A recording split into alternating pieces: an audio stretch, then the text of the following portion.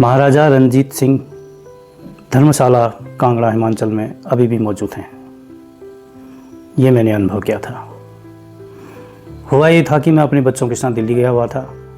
बच्चों ने हिमाचल घूमने का प्लान कई महीनों से बना रखा था और उनके आग्रह करने पर न चाहते हुए भी मैं उनके साथ हिमाचल गया। अच्छा लगा, बहुत बढ़िया, क्योंकि हम कुछ खास प्लेसों में तो अपने आप में घूमने जा सकते हैं, लेकिन कुछ ऐसी जगह जहाँ हमारा कोई स्वार्थ न हो, जहाँ हमारा कोई काम न हो, तो नहीं जा सकते।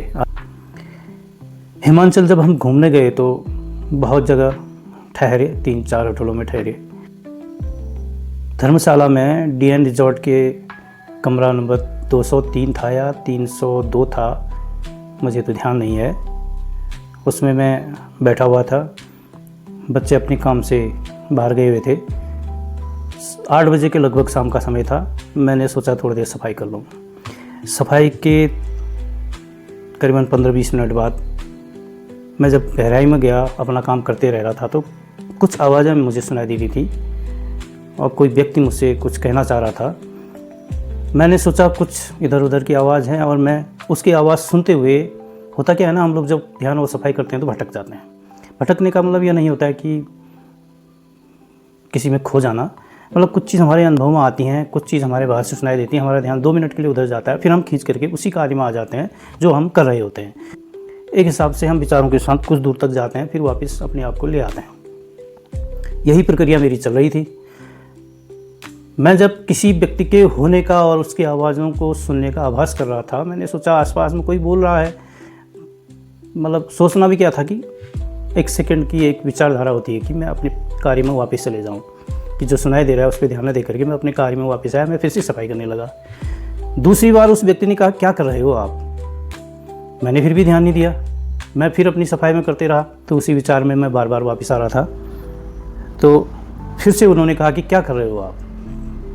फिर मैं रुका नहीं, मैंने ध्यान दिया कौन है ये करके। फिर इतने में एक आवाज़ और आई कि ये मेरे अपने हैं। मैंने 1 सेकंड के लिए विचार लिया कि कौन। उन्होंने कहा कि ये 2। मैंने कहा दोनों में से कौन? उन्होंने कहा बच्ची। मेरे साथ मेरी नातिनी थी। उन्होंने ये बताया कि ये मेरी बेटी है। तो मैं कुछ सेकंड तक चुप रहा। फिर मेरे मन में विचार निकला कि कौन है ये। मेरे मन को यह जताया गया कि राजा रणजीत सिंह है। वो शब्द हृदय के शब्द होते हैं, कानों से सुनने लायक भी नहीं होते हैं, समझने वाले शब्द थे। और मैं समझ चुका था कि मैं अभी राजा रणजीत सिंह के कांटेक्ट में हूँ। फिर मैंने कुछ देर रुकना चाहा, फिर मुझे कुछ आवाज़ नहीं हुआ और नदी की आवाज़ सुनाई दे रही थी। बाहर से कुछ लोगों का हल्ला सुनाई दे रहा था और मेरे कमरे में शून्यता थी। मैंने हृदय की लास्ट स्टेप की जो सफाई के आयाम होते हैं वो पूरे किए और मैं उठा तो मैंने पूजा से बोला। मैंने कहा, बेटा, राजा रणजीत सिंह कांटेक्ट में आए थे, बताते हैं कि नातिनी मेरी बेटी है। ChatGPT से पूछा कि राजा रणजीत सिंह का कांगड़ा धर्मशाला से क्या संबंध है। अब मुझे तो ये पता नहीं था राजा रणजीत सिंह है कि नहीं है, कौन है, क्या है। इतिहास में अभी पढ़ा नहीं, क्योंकि हिस्ट्री तो शायद हिमाचल की मेरे पास रही नहीं होगी उस वक्त। इतिहास में कभी पढ़ा नहीं, पढ़ा भी होगा, उनका नाम आया भी होगा, तो मैं ध्यान नहीं। ChatGPT में यह आया कि 1809 में कांगड़ा में गोरखाओं का आक्रमण हुआ था। उस वक्त राजा संसार सिंह वहाँ के राजा थे। राजा संसार सिंह गोरखाओं से लड़ने में असमर्थ थे, तो राजा रणजीत सिंह से उन्होंने, पंजाब के राजा रणजीत सिंह से उन्होंने सहायता मांगी थी। राजा रणजीत सिंह 1809 में आग से उनके हेल्प करते हैं और गोरखाओं को वहाँ से खदेड़ते हैं। 1810 में राजा रणजीत सिंह ने कांगड़ा का पूरा क्षेत्र अपने अंदर में ले लिया था और कांगड़ा और धर्मशाला का क्षेत्र जहाँ मैं ठहरा हुआ था वो राजा रणजीत सिंह के पास 1810 के बाद उनके पास आ गया था।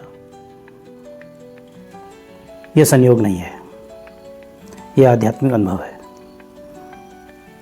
जब कोई आकर के खुद को जताता है तो हमें ऐसा लगता है कि ये भ्रम है। जब हमारे आसपास मिलती जुलती चीज़ें अगर होती हैं तो भ्रम लगती हैं। तो उस वक्त भी मुझे यह भ्रम ही लग रहा था कि शायद कोई अगल बगल बोल रहा है। लेकिन जब उसने आप ये क्या कर रहे हो 2 बार बोला तो मुझे लगा कि नहीं, ये कोई और है। ऐसा बहुत कुछ जीवन में होता है। नमस्कार।